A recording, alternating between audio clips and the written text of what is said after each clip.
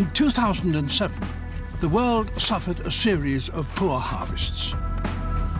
A combination of limited food reserves, rising oil prices, and underlying increases in demand sparked a global food crisis. Tens of millions of lives were put at risk as food supplies dried up. There were riots in 34 different countries, and at least one government was toppled.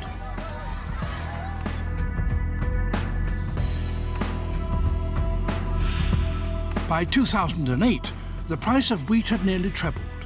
Overall, food costs almost doubled, driving an additional 100 million people to hunger. I think the world got a wake-up call with the food crisis hitting hard and causing the numbers of hungry in the world to escalate over 1 billion. This is unacceptable morally and also for peace and stability. The experiences that we just had in 2007 and 2008, which resulted in riots, is clearly indicative that food security is now a major problem across the world. The whole planet was caught up in this crisis. Food is now a global commodity, so problems can spread like wildfire around the world.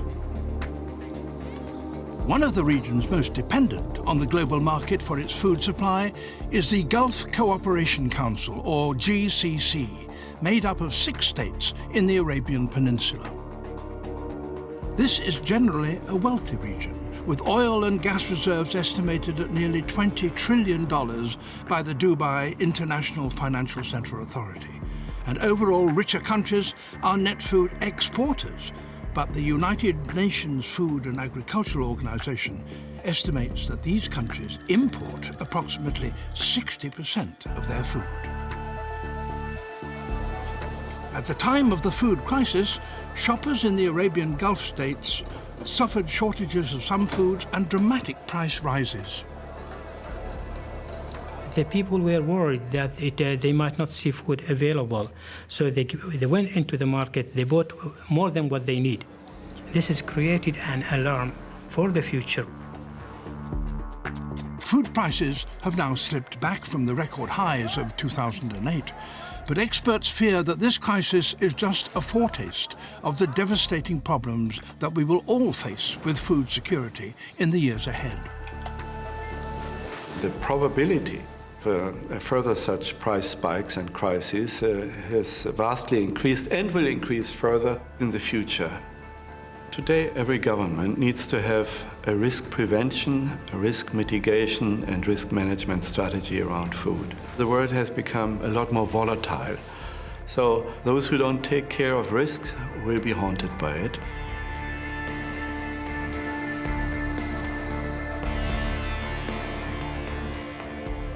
I think food security, even for those of us living in affluent countries, is going to become an issue. I view the challenge on the food front as perhaps the leading challenge facing humanity today.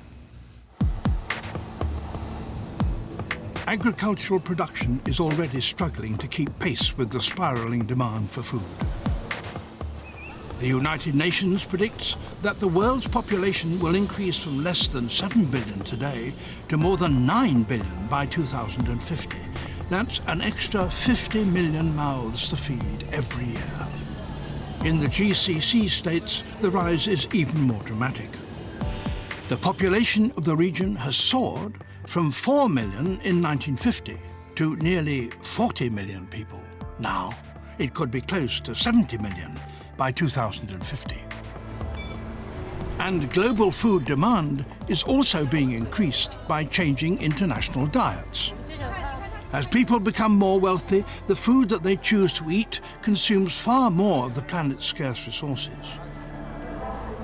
In China, for instance, the country with the world's largest population, meat consumption has quadrupled in the last 30 years, and it's much less efficient for people to get their calories from meat instead of traditional staples such as rice and wheat.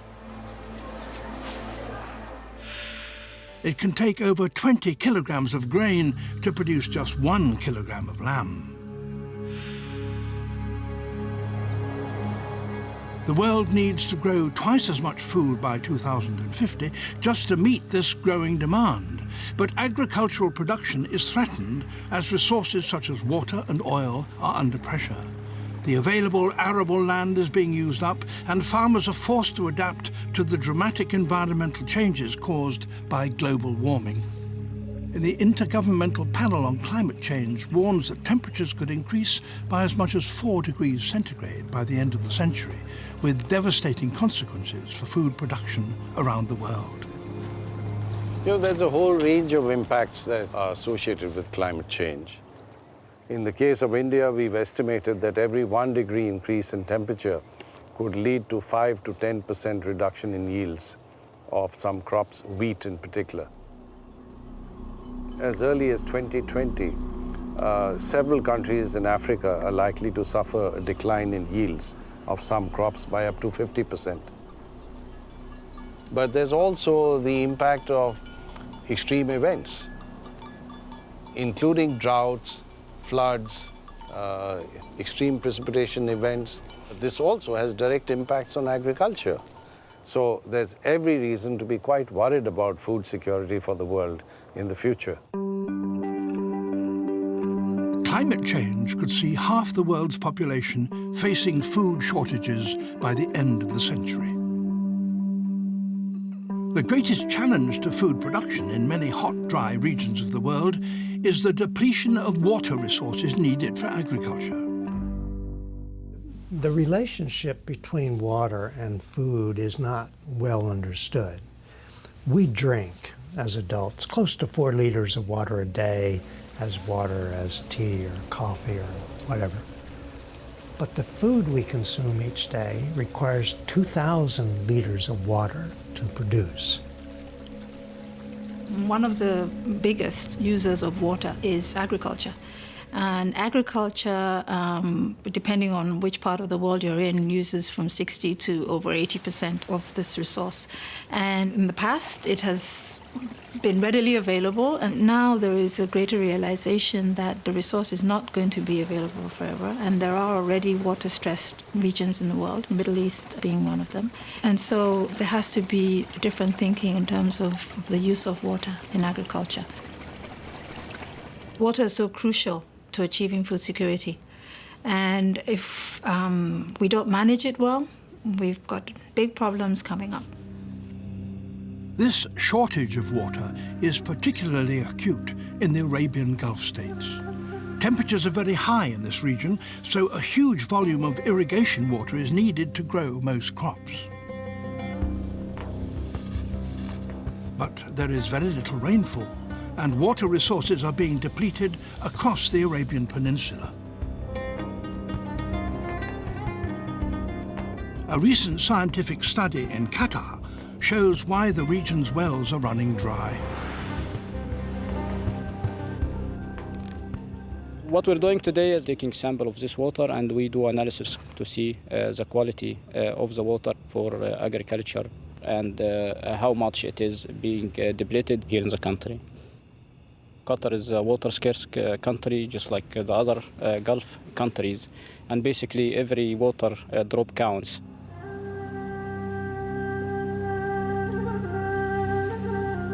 Most of Qatar's agriculture is irrigated by groundwater from the nation's aquifers, underground reservoirs of water which have built up over centuries.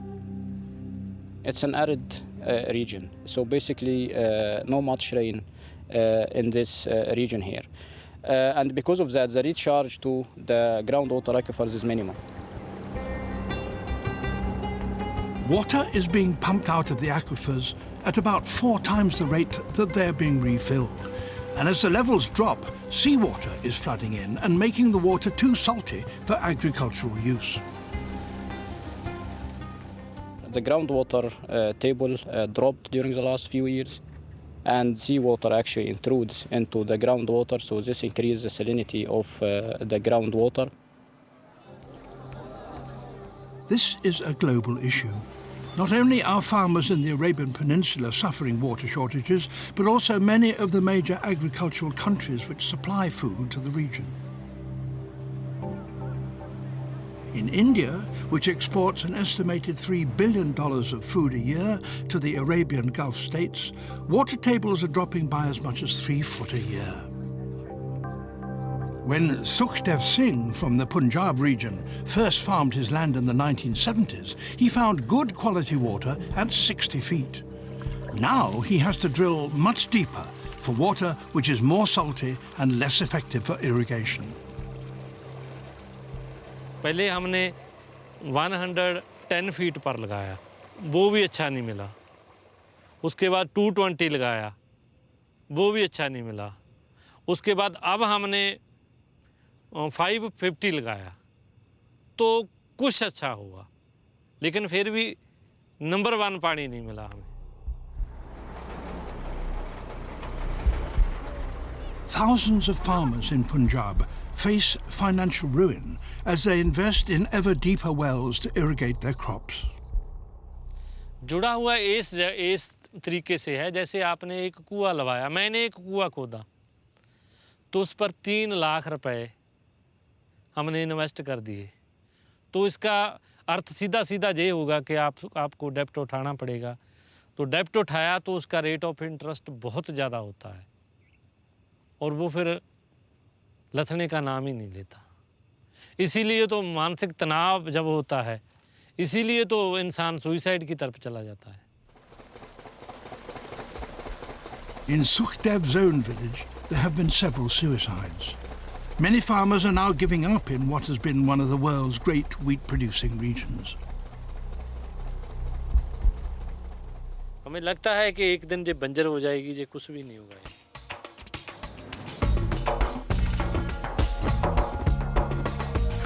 Food production is in crisis while food demand continues to grow year by year. The world risks shortages, sudden price rises and threats to global peace and stability.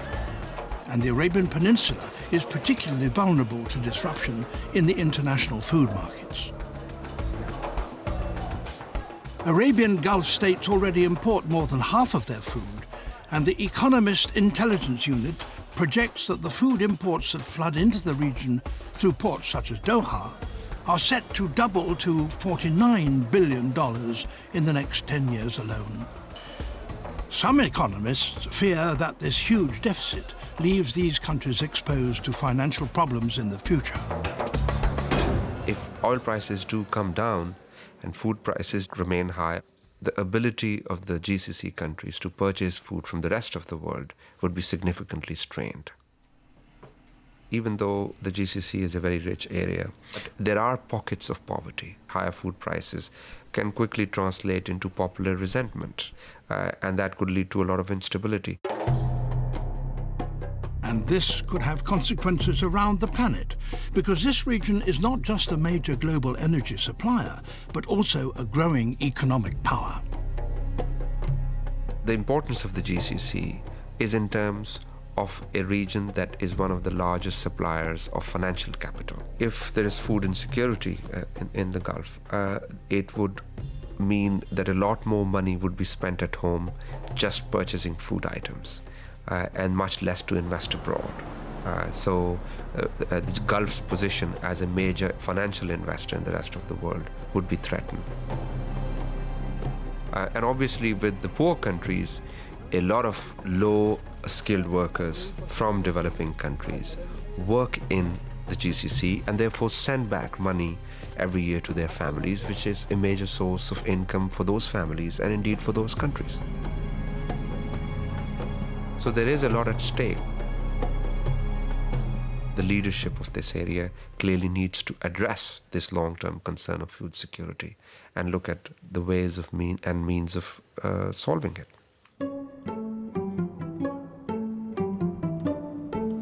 Countries in the Arabian Peninsula are attempting to improve their food security. A natural starting point is to try to increase local food production, but this is not a region that is well suited to large-scale farming. Well, this part of the world, as you know, we lack the basics for agriculture. We did have some water in the past, and it's been wasted in a big way. We don't have the right soil or the climatic conditions to be an agriculture country. But farmers in the region are looking at new ways to grow crops in this harsh environment. The Al Sulaiteen Agricultural and Industrial Complex, 20 kilometers outside Doha, the capital of Qatar, has faced dropping water levels. 10 years ago, the water level in the land is 12 meters. Now it's coming 35 meters. And in the future, I think it will be in 50 meters or 60 meters. We try to solve this problem by using the new techniques in agriculture to save water. The Al Sulaiteen farm is investing in hydroponic production of fruit and vegetables.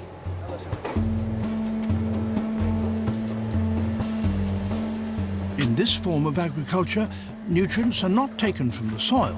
Instead, they're added in carefully monitored concentrations to the irrigation system. 2,631. This approach is very efficient on water resources because any fluid not absorbed by the plant is recycled and reused. We needed to save water. This is the main reason for using hydroponic in this country. This method of agriculture can use as little as 1/10 of the water of conventional crop production.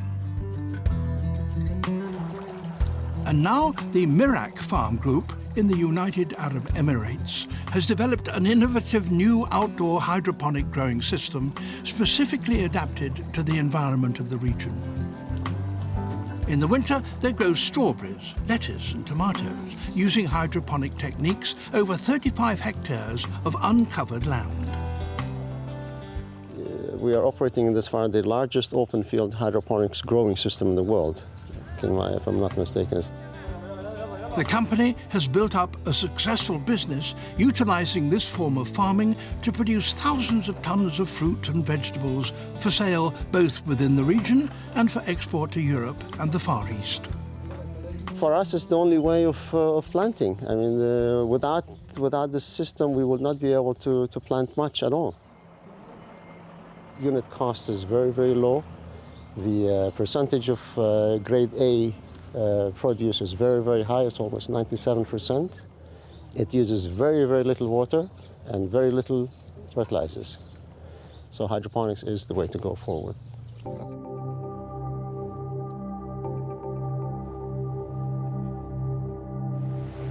Hydroponic farming has increased 5-fold around the world over the last decade and now produces nearly $10 billion worth of food a year. This approach could provide some solutions to the soil and water problems that farmers face in the Arabian Gulf states with year-round cultivation of fruit and vegetables in purpose-built climate-controlled greenhouses. And looking to the future, designers are learning lessons from nature as they develop radical new greenhouses which could revolutionize the production of high-value crops in the region.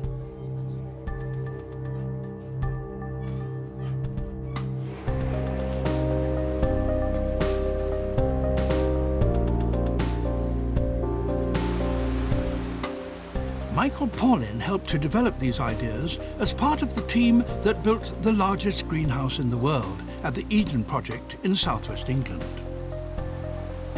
When we were working on the Eden Project, we took a lot of our inspiration from nature, from the very early stages looking at soap bubbles through to the more detailed stages looking at dragonfly wings to help us resolve the steel junctions.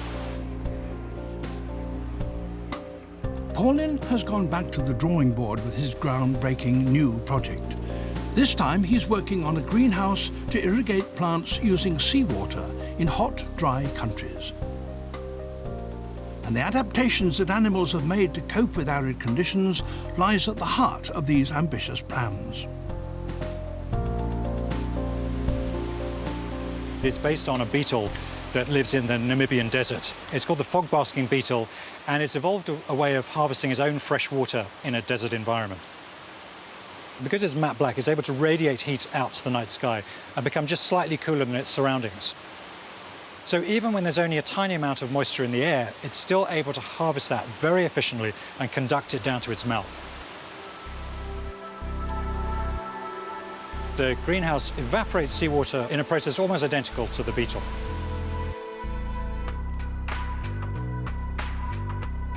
The seawater greenhouse is still at the design stage, but the man who originally devised this concept, Charlie Patton, has developed a simple prototype within the Eden complex. Seawater is pumped in through the tubes above the plants. In the top of a greenhouse, it will always be much hotter than it is down below. So we take that heat out of the greenhouse using this array of black pipes. The salt water then evaporates, producing fresh water, which is drained off to irrigate the plants. And although we started with seawater, what we collect is pure distilled fresh water.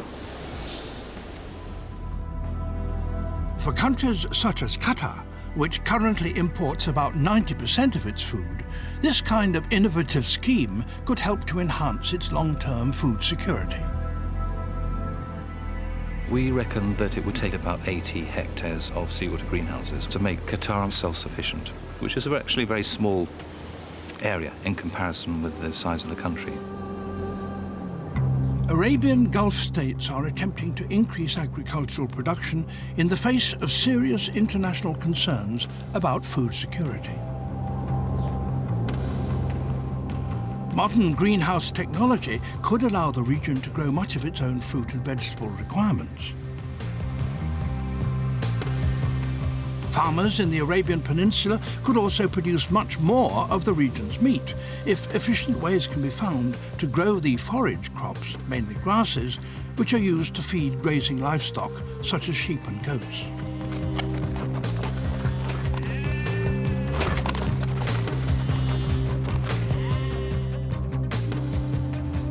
An investigation by the International Centre for Agricultural Research in the Dry Areas, ICARDA, has discovered a way to increase yields dramatically for forage farming in this arid environment. They started by looking at the plants which have traditionally flourished in this part of the world.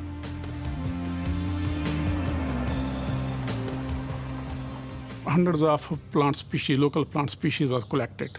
The focus was on the local indigenous species which are well adapted to the very harsh Arabian Peninsula conditions. When this project began, most of the forage crops were either Rhodes grass or alfalfa, neither of them native to the region. We selected about 27 very promising plant species which could be grown with less water compared with Rhodes and alfalfa.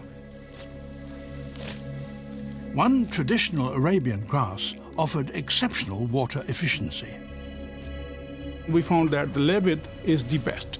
With the same volume of water, we produce double amount of forage. Very simple terms.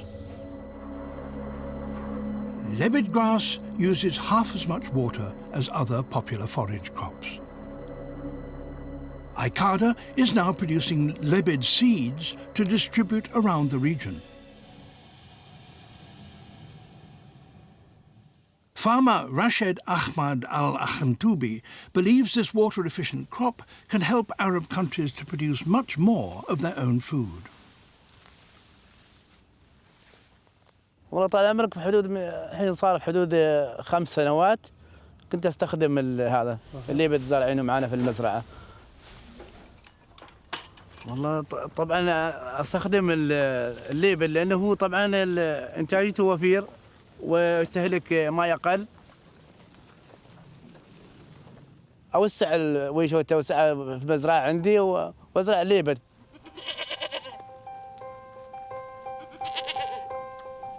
New approaches to agriculture can enable farmers in the Arabian Peninsula to grow more crops with the same water.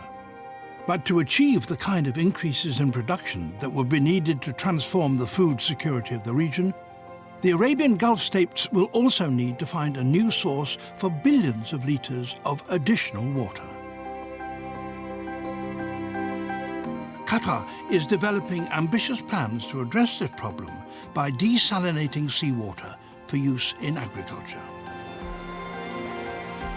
I'm confident to say that today The route to solving the water issue for agriculture sustainably would be using desalinated water that comes from the sea that is of good quality to grow food. Qatar already produces most of its drinking water from desalination, but it may need to treat up to 7 times more seawater to meet demand for crop irrigation. In the past, the desalinated water has not been used for agriculture to any significant extent if you talk about seawater. And this is because seawater desalination is quite expensive and requires a lot of energy. Countries in the region generally use thermal desalination, where seawater is heated at industrial-scale power generation plants to produce drinking water. In a thermal process, essentially the seawater is boiled and is condensed as salt-free water. But a new real estate development in Qatar is turning to a different desalination process, reverse osmosis. At this cutting-edge plant, this technology will be used to treat 10 million gallons of seawater a day. Reverse osmosis membranes have very fine pores or holes in it where basically the water can pass through, but the salt would stay behind. Generally, the reverse osmosis processes have lower energy requirements overall than the thermal processes. New desalination technologies can be up to 10 times more energy efficient than conventional systems. But even so, desalination is a power-hungry process, so Qatar is looking for a power source that will neither harm the environment or run out in the years ahead. We live in this part of the world that has abundance of solar radiation since we have a lot of sun. So we went down the route of solar technology and we said, could solar solve the issue of providing abundance of energy that can be used for desalination that is secure and sustainable? One of the world's biggest solar power research organizations, the German Aerospace Center, or DLR, is participating in this new project. What DLR has been doing in the past 30 years is working on a technology called concentrating solar power. We have all, when we were younger, used a lens to incinerate some paper.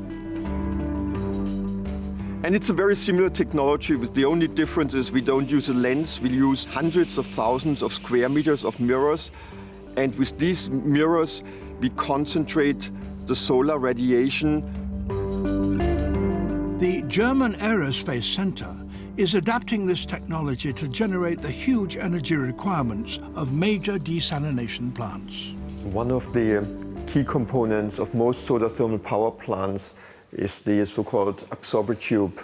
The absorber tube is the high-tech component of these solar thermal power plants. You must imagine you have these big mirrors, they focus the solar radiation and they focus it on what you see here, this blue pipe in the middle, which is used for electricity generation for seawater desalination. The use of solar power for desalination on this scale has never been attempted before. It's a lighthouse project which, if successful, will radiate to many areas of the world, but particularly, of course, to the neighboring Gulf countries. So I think we're moving in the right direction. I just hope we're moving fast enough. Local food production in the Arabian Peninsula could increase dramatically if this radical new combination of solar power and desalination technologies provides a sustainable source of fresh water. If Qatar's project is going to work, then it means we are going to solve a very major problem, which is water deficiency in the region. It is a step forward in introducing different technologies. I feel it is possible to reach a stage where desalination of water is economical for agriculture production. If this is done, it will open the door for all the GCC countries. Desalination could provide much-needed new irrigation to produce more food within the Arabian Peninsula. But this is a far more expensive source of water than a natural supply from rainfall or rivers. So many experts believe that in the arid regions of the Arabian Gulf states, it would be a great economic challenge to produce food staples such as wheat or rice on a large scale. These crops are very thirsty. It takes nearly 1 million litres of water to grow just 1 ton of wheat. So if water-scarce countries buy cereals from water-abundant countries, this can be an efficient way to preserve precious local resources. Because this region here is among the most dry regions in the world, importing food is more important in order to save the little fresh water they have. If you import the food, you are importing cheap water. The challenge is to ensure an economical and reliable source of the main food staples for the Arabian Gulf states without leaving people hungry in poorer parts of the world. If a country has plenty of land that is underutilized and underexploited, and countries like Qatar, Saudi Arabia are able to invest in increasing agricultural productivity in those countries, but ensuring that the local populations benefit from such investments, we look at a win-win situation here. There is a growing consensus that international agricultural investments can benefit both parties, as long as the agreements are balanced and fair. In principle, I'm very pro foreign direct investment, but there are real risks, so we need some code of conduct. And that must include respect for land rights, respect for the environment, and the participation of local people. And it must also include respect for the food security of the country where the investment happens. We're seeing many countries that need more food investing in Africa to grow food for their country.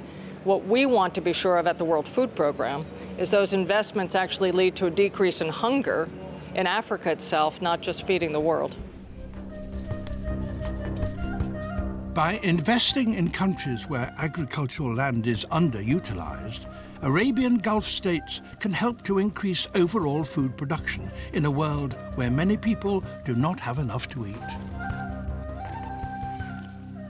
Some of the states, they have the environment, they have the land, they have the water.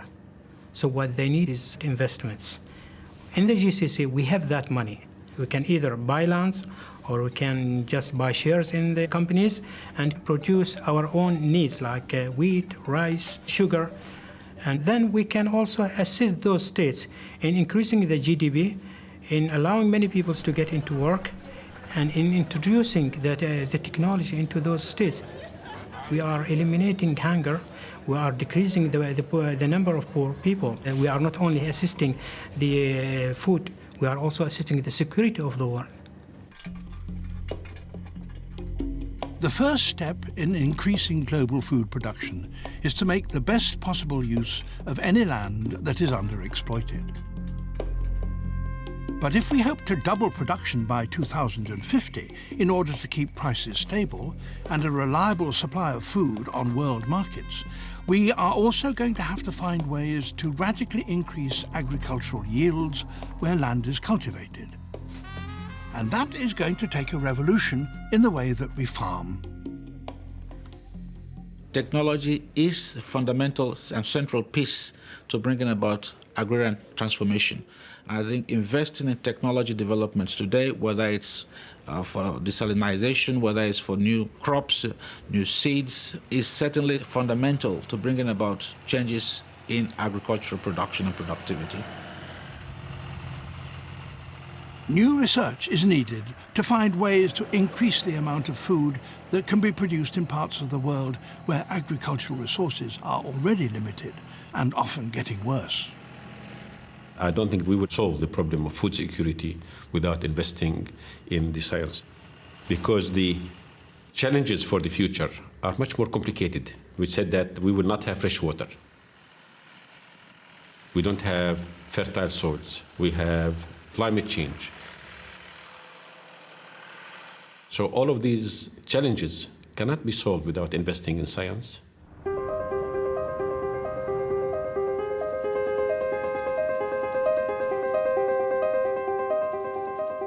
The International Centre for Biosaline Agriculture in Dubai is a world leader in research into the use of poor quality, high salt irrigation water in farming. They're testing a vast database of plant species to identify the crops best suited to a wide range of growing environments. In this gene bank, we've been able to collect 9,500 accessions of salt-tolerant plants from different parts of the world. And those plants are very, very important, actually, for the future of agriculture, at least in this part of the world. These seeds are multiplied and then tested under a range of conditions in the field. We gradually increase the salinity and see what is the maximum salinity that particular plant can tolerate. And then, of course, we can go to any country and just check what salinity, level of salinity they have. And then we can, of course, advise them what type of plants are suitable for their environment. The Biosaline Centre has identified crops which can be grown using different concentrations of salt water, including one species of grass which can be irrigated using untreated seawater. These plants have a special mechanism where they pick up salt from the soil, they accumulate part of the salt in the cells, and they also get rid of some of the salts through their leaves. You can see here, a crust of salt accumulated on the leaves. This means that this grass is able to cope with exceptionally high levels of salt in water, making it particularly well adapted to hot, arid coastal regions of the world. They could play a great role on food security because actually they could be grown and fed to animals to secure at least animal protein for food security. Existing crops may provide part of the answer, but many scientists believe that we may need radical new techniques to meet the unprecedented demands on our global food system. By 2050, we need to double food production. Everyone agrees that that's the challenge, and it's a daunting one, and it can only be achieved through a combination of chemical and biological strategies to increase plant growth. Genetically modified crops is one tool, and it's an important one. It's a powerful technology which can create crop plants with much better properties than you can get through traditional breeding.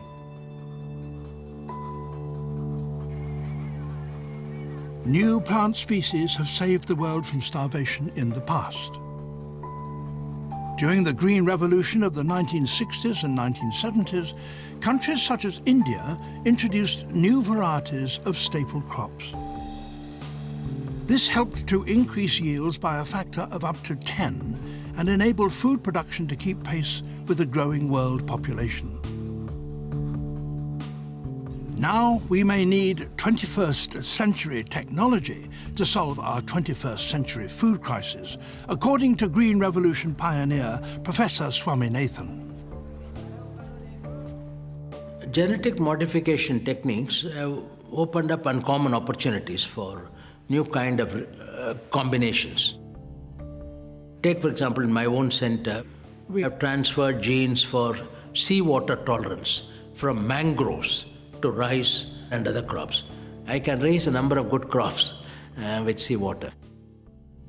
Therefore, you have a very powerful tool in your technique through molecular genetics, or the new genetics as we call them. But new genetics can only be part of the solution, and some experts question just how much it can offer. There's a tendency to think that genetically modified crops are going to solve the world's problems. But the idea that we can use genetic modification to double or triple yields again, as happened with the wheat and rice, the high-yielding wheats and rices back in the 60s and 70s, is I think, misplaced, because plant breeders had already done most of the things they could think of to do to raise grain yields. There are no easy answers to how we can increase food production to keep pace with food demand in the 21st century. But if we fail, every country in the world risks a future of price rises and food shortages. Major importers, such as the Arabian Gulf states, are particularly vulnerable. The concern of the GCC is that the food availability in the market is not what it used to be before. Every country now has to worry about its own food. They may not even find a food in the market even if they have the money. We cannot take our food for granted. So even if you have the financial resources, there may be no food to purchase on the world market. So it is extremely critical for the GCC countries to recognize that if they don't change, there will be hunger in this region. You may have all the financial wealth, but there will be hunger right across the region. And the riots and unrest of 2007 and 2008 are a stark warning of the cost of inaction. If we don't listen to the warning call of the food crisis 2 years ago, I think we will see hunger rising. So we have to get these numbers under control. It's not just a humanitarian issue, which it is, but also one of peace and stability. The bottom line, as I see it, is the effect of growing food scarcity on political stability and increase in the number of failing states in the world. And the question is, how many failing states before we have a failing global civilization, before our global civilization begins to unravel?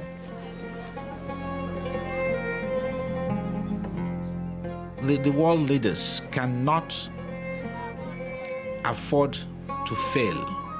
And in terms of investing in agriculture on a long-term basis, taking food security as the central part of political stability, global security, and also this whole negotiation on climate change. Otherwise, we are at the threshold of a major catastrophe on Earth.